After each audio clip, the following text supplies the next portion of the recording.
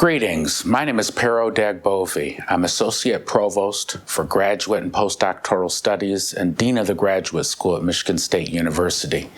I'm also a distinguished professor in the Department of History, and I have spent more than 2 decades studying the life and work of Dr. Carter G. Woodson, the founder of Negro History Week, which became Black History Month. Carter G. Woodson literally gave his life to the cause of legitimizing and popularizing Black history. He called this a life and death struggle. Carter Woodson was born in 1875 in Virginia. He grew up on his father's farm and worked a range of manual labor jobs during his lifetime. Carter G. Woodson wore many hats.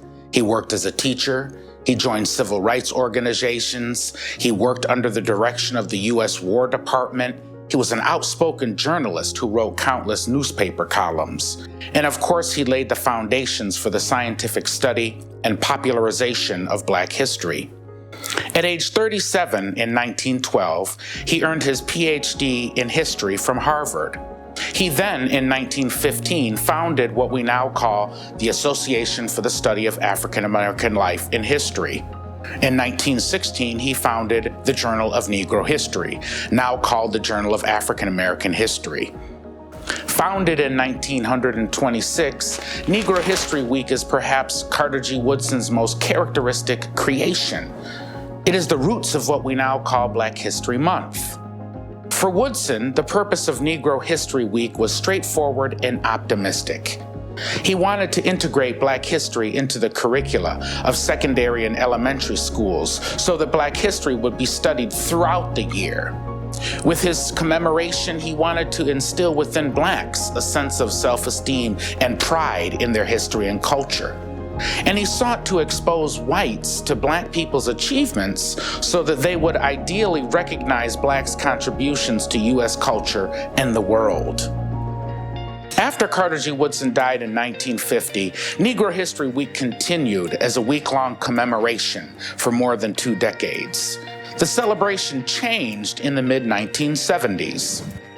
By 1976, 50 years after the founding of Negro History Week, during the United States' national bicentennial celebrations, the week created by Carter G. Woodson became National Afro-American History Month. Gerald Ford was the first American president to provide proclamations for the celebration of Black History Month. In 1986, Congress passed Public Law 99244, which designated February as National Black History Month. The law further called upon the president to issue a proclamation calling on the people of the United States to observe February as Black History Month with the appropriate ceremonies and activities to celebrate Blacks' achievements in the United States.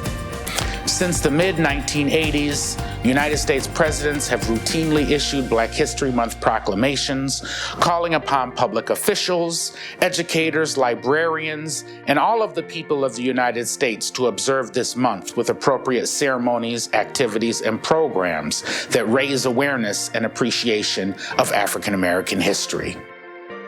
Today, as we enter into a new millennium, Black History Month appears to be an established tradition.